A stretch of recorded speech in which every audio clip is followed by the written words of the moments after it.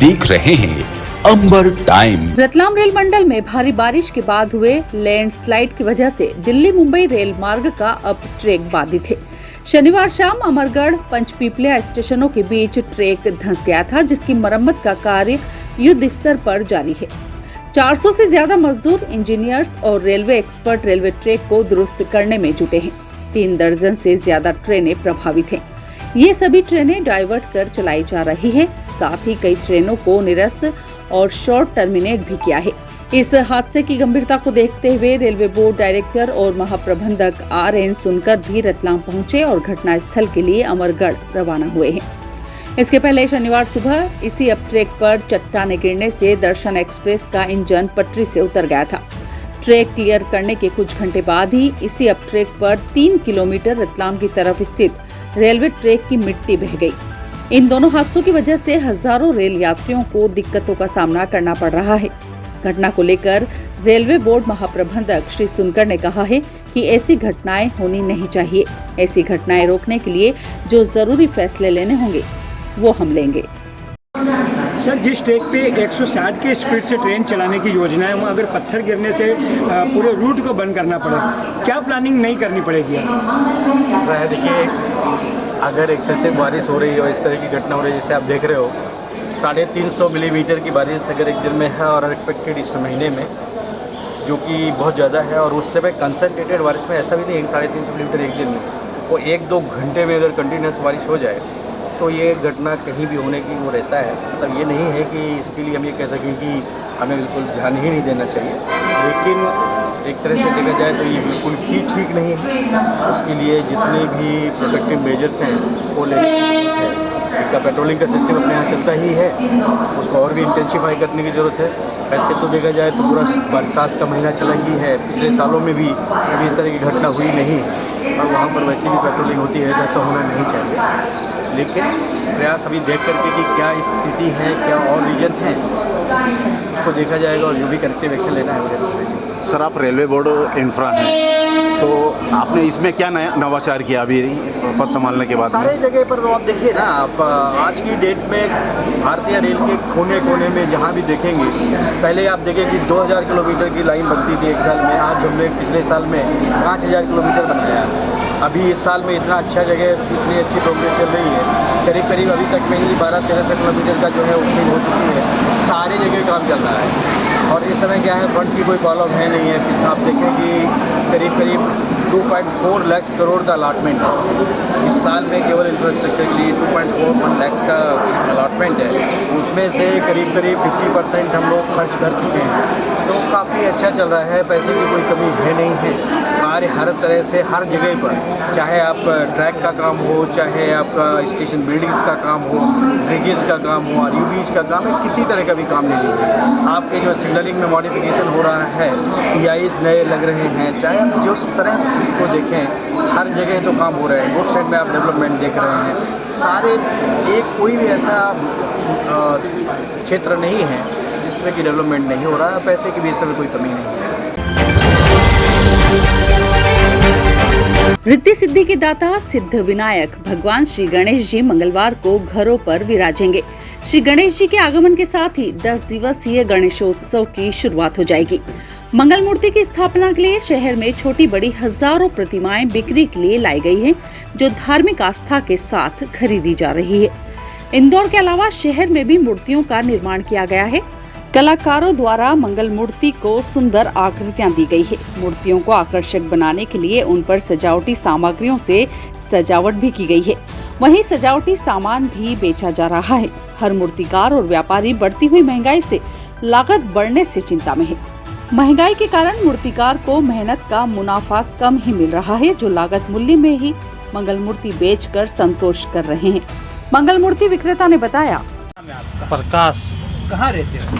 राजस्थान। यहाँ पे आए हो तो मूर्ति बनाई जा रही है, काय की मूर्ति बनाई जा रही है? ये POP की बनती है मूर्ति, 2 दिन में खड़ी होती है, बनाते हैं, फिर रिपेयरिंग करते हैं इसकी, फिर कलर पे लेते हैं इसको। क्या लागत लगती है कितनी एक मूर्ति की, छोटी सी लगी हुई? एक की लागत कुछ भी लगती है हमारा 30-40 हज़ार रुपये, मतलब मूर्ति बिकाऊ में आती है, और निकलने में बहुत समय लगता है हमारा, क्योंकि बारिश की वजह से निकल नहीं पाती है हमारा। इस बार क्या प्रभाव पड़ा इस बार मूर्तियों के लिए, कितना परेशान हुआ आप? क्या इस बार थोड़ा घाटे में आ रहे हैं, मतलब अब क्या बहुत कम चांस है मूर्तियाँ का। इस चक्कर में मूर्तियाँ भी मतलब बिक नहीं रहे ढंग से, ग्राहक आ नहीं रहे बारिश के कारण। छोटी से लेके बड़ी मूर्ति तक क्या लागत रहती है? 100 से लेके 500, 1000 जो भी है, 5000 तक मिल जाएगी, 10,000 तक मिल जाएगी आपको मूर्ति। शहर में राम मंदिर, 80 फीट रोड, माणक चौक और पोलो ग्राउंड टंकी के पास मंगल मूर्ति विक्रय का गणेश बाजार बना हुआ है। बारिश खुलते ही सोमवार को बाजार में भीड़ उमड़ पड़ी। श्री गणेश जी के भोग प्रसादी के लिए मिठाई विक्रेताओं ने लड्डू भी तैयार किए हैं। वहीं गणेश जी की प्रतिमा की सजावट के सजावटी सामान और मंडप सजावट सामग्री की खास मांग हो रही है। शहर के गणेश मंदिर और अलग अलग गणेशोत्सव के लिए पंडाल बनाए गए हैं। सोमवार को हरतालिका तीज पर्व मनाया जा रहा है। हरतालिका तीज व्रत के दिन मां पार्वती और भगवान शिव की पूजा की जाती है।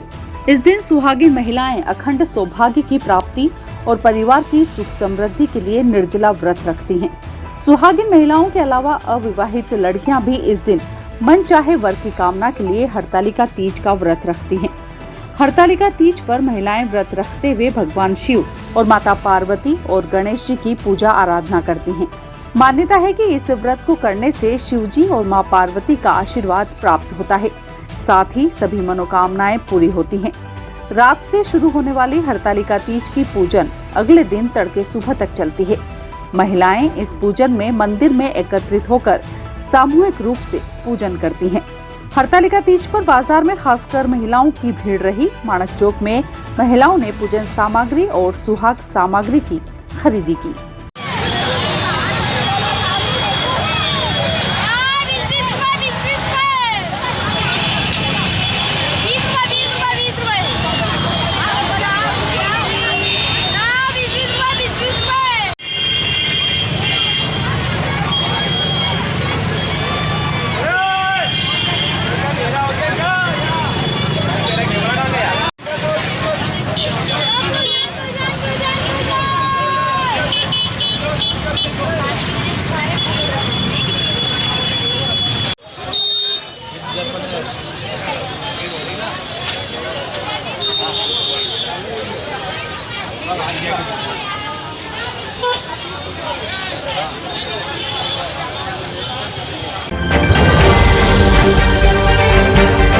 सार्वजनिक गणेशोत्सव के आयोजन की जानकारी क्षेत्रीय थानों पर देना होगी। इसी के साथ गणेश विसर्जन और मिलादुन्नबी एक ही दिन होने से पुलिस कप्तान ने प्रत्येक पुलिस थाने पर शांति समिति की बैठक करने के निर्देश दिए हैं। पुलिस कप्तान राहुल कुमार लोढ़ा ने मीडिया को बताया। सर, आगामी त्योहारों को लेकर किस तरह के निर्देश आपने दिए हैं और क्या तैयारी है? आगामी जो त्यौहार है, जिसमें सबसे पहले गणेश चतुर्थी का त्यौहार रहेगा, गणेश जी की स्थापना और विसर्जन का कार्यक्रम रहेगा, तो उसके अंदर सभी थानों को बताया गया है कि वो शांति समिति की मीटिंग ले। अभी से शांति समिति की मीटिंग शुरू भी हो गई है।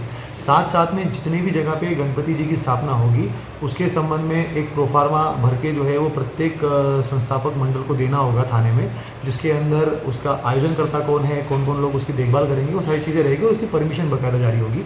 साथ साथ में 28 तारीख को जो मिलादुल नबी और साथ में गणपति विसर्जन का जो है वो एक ही दिन पे आ रहा है, तो उसके संबंध में भी शांति समिति की बैठक में टाइम का निर्धारण करना, कहाँ से जुलूस निकलेंगे उसके संबंध में जानकारी लेना, ये सारी चीज़ों के लिए दिशा निर्देश दिए गए हैं और सभी थानों में इसकी समिति की बैठकें भी हो रही हैं। बिलपांक के ग्राम सुजलाना में सोमवार की दोपहर एक महिला की मौत हो गई है। खबर के मुताबिक महिला सुजलाना निवासी सुनीताबाई पति तुलसीराम बैरागी को कार ने टक्कर मार दी थी, जिससे उसकी मौके पर ही मौत हो गई। पुलिस ने मृतक महिला का शव दोपहर करीब 1:15 बजे जिला अस्पताल भिजवाया। पुलिस ने पोस्टमार्टम के लिए शव मेडिकल कॉलेज भिजवाया है। पुलिस हादसे की जांच कर रही है।